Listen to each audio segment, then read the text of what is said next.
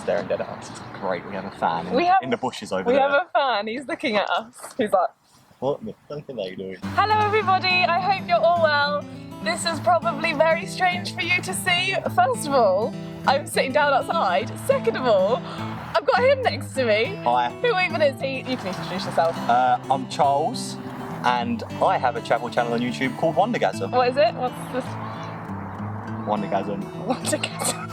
Today we are collabing, we're going to be doing 10 travel questions, which was inspired by a video I saw of Hyde and Vega Brothers, which I thought was quite fun. And we're going to go film another one on Wandergasm's channel afterwards, which is going to be us attempting different accents. Make sure you come and check that out. But yes, going to start with 10 travel questions. I'll ask you first. Yeah. How did you start travelling? I graduated from university with a degree in science, and I spent a few months trying to find a job and realised that my degree was useless, and I was fed up of the British weather. Yeah, it happens. And so I booked a one-way ticket to Australia, had a 2-year work visa, and then it just went from there.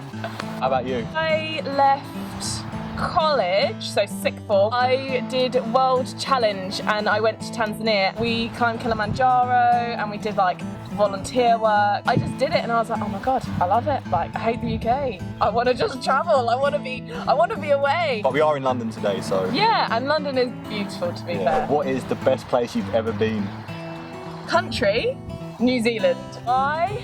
Because it's beautiful. I'm massively into all the adrenaline activities. I am jealous of New Zealand, Yeah, it was the first time I ever travelled solo in New Zealand, and I just made the best friends there, and like that massively impacts how you experience a new place. True. For me, and I tell everyone this, I have a lot of favourite places, but Vancouver in British Columbia, Canada. Canada. I really want to go to Canada. Canada as a whole is a beautiful country, but Vancouver is my favourite place in the whole world right now. What did you miss most from home? There's not a lot I miss, but I think food.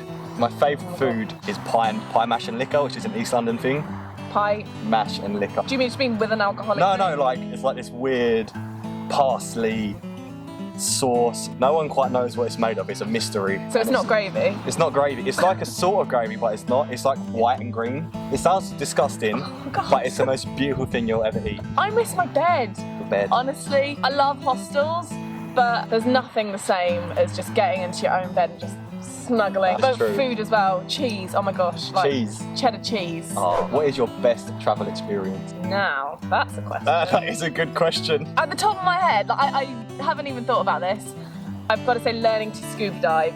It was like at the top of my bucket list, and it was just the coolest thing. What's your best travel experience? God, I have to think. There's so many crazy times. So many. I'm trying to think. Before I left Australia at the end of the year, I did a 10-day road trip up the coast of Western Australia with a friend, and it's honestly one of the most beautiful places in the whole world. Did some scuba diving up there, actually swam with like reef sharks and like whale sharks, and it's just ridiculous. And I threw up on my diving partner too. But whilst underwater? Whilst underwater, yeah. Vomited on someone. You vomited on your diving instructor underwater? Maybe I can put this as my worst travel experience. I get really That's the next question. Yeah, Let's ask that now. What's your worst travel experience? I'm meant to have all these qualifications, but I get so seasick, I hardly scuba dive. I was in Coral Bay, we were on the second dive, and I started coming towards the end of the dive, and there's like this little channel with all like, you know the coral from Finding Nemo, the stuff that they live in? And like anemones. Yeah. It was that, and like the current pushes you through really fast, but you have to swim really hard to get up to it first. Just as I get pushed through this strong current, I throw up, and my diving partner's behind me, and so the current pushed all my sick over it. Was it lumpy?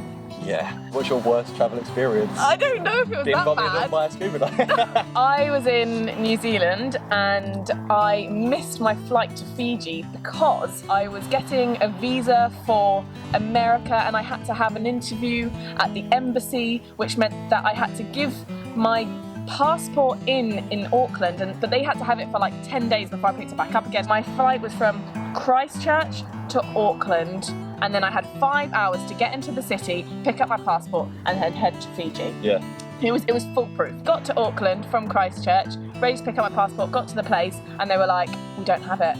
And I was like, what? What do you mean you don't have it? They were like, we had it for longer than 5 days, and when we've had it for longer than 5 days, we send it back to the embassy. And I was like, but you didn't tell me that you did that, and so like now I've got a flight in like 2 hours and I need my passport, and they were like, sorry. That is rubbish. I was fuming. Absolutely livid. You know when you want to cry and you've got that like lump in your throat and you're I like... know those feelings. Anyway, I stayed the night in Auckland and I booked myself into the 16-bed dorm because it was cheapest, and I found myself, it was me and 15 other guys in the room, and like I'm fine with that, like it's not a problem.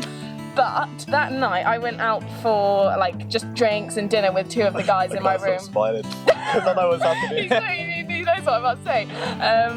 Yeah, so I went out for like dinner and drinks, and like it was nice, we had a good time, ate some pizza, had some drinks, got each other on Facebook, like as you do. Went to bed. One of the guys who I was with was in the bunk underneath me, and then he sent me a Facebook message, so obviously I opened it, and then it was like, "Good night, beautiful girl sleeping above me."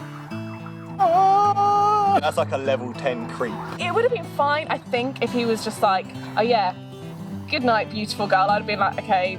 But he's giving you an exact location. But yeah, he was like above me. Sleeping above me. I was like, it's like he's been watching you the whole time. Oh, and I just felt so uncomfortable the whole night. What is the one thing you never leave home without? I don't want to be really obvious and say my camera, but it probably is. You never know when you're going to take a good photo, or there might be something worth filming, or something interesting might be happening, especially in London as well. Like there's always something happening in London. Always something happening. I think it would be my phone, because just being a little bit more practical, you can take photos on it, and you can use Wi-Fi, and you can call people. It's like emergency contact. I do always bring my camera as well, but I didn't want to copy him. I just tried to make my answer just a little bit better. Have you ever had any romances on the road? It's so easy to meet people when you're backpacking, especially because you are just spending the whole time with them. Everyone's on the same page, like wanting to do the same thing. Everyone's chilled out, like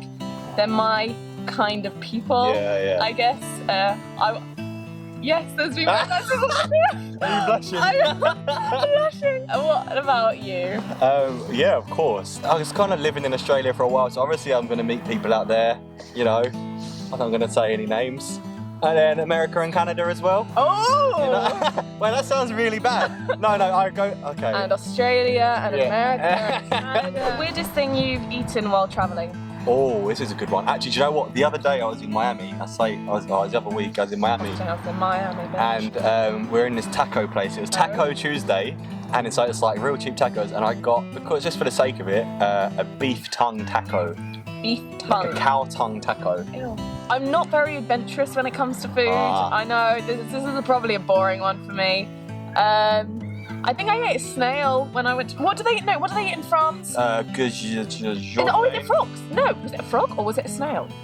The weird thing that French people sometimes They eat both. Where are you never going back to? I don't like that question. That hostel in New Zealand. I hate answering that question because I feel like if I haven't had a good experience in a particular place, I don't want to say, oh, I'm not going back there. I'm almost more inclined to go there because I'm like, I want to have a better experience there. For example, probably my least favourite city that I've been to was Bangkok. And I think the reason that it was is just because it was so hot. And I just arrived and I was like dehydrated and I was just jet lagged and I was tired and I was just like, get me out of this city. Let me think, when we had road tripping, where did we go? I mean, there's places I didn't enjoy as much as others. No, I can't answer that one. Where do you still have on your bucket list? There's loads of places I still want to go. I keep adding to the list actually, but at the top at the moment, I have Iceland and Banff in Canada. Mine, top of my bucket list? Ooh, I think it's still Palau. Where's that? Palau. Sorry, can I have a pilau rice with my naan, please? It was the first place I ever had on one of my banana bucket lists. It's a collection of little islands in the Pacific, and there's this jellyfish lake, and like all the jellyfish, I don't think they're dead, but they're sort of like, I don't know what the word is for them, like dormant? Like, having a big nap. I don't know, they don't sting people basically. Oh, okay, I'm not a fan of jellyfish. And you can snorkel in this lake, and it just looks so cool. It sounds really cool. I'm just not a fan of jellyfish in general. That's all the questions that we have. I hope you enjoyed this video. We are now about to go film a video trying different accents around the world. It's going to be great. It's going to be great, and that's going to be over on... see how bad we are. Yeah, over on my channel, Charles's Wandergasm channel. So go check that out. If you like the video, give it a thumbs up and subscribe and all that jazz. And I'll see you in the next video. Au revoir.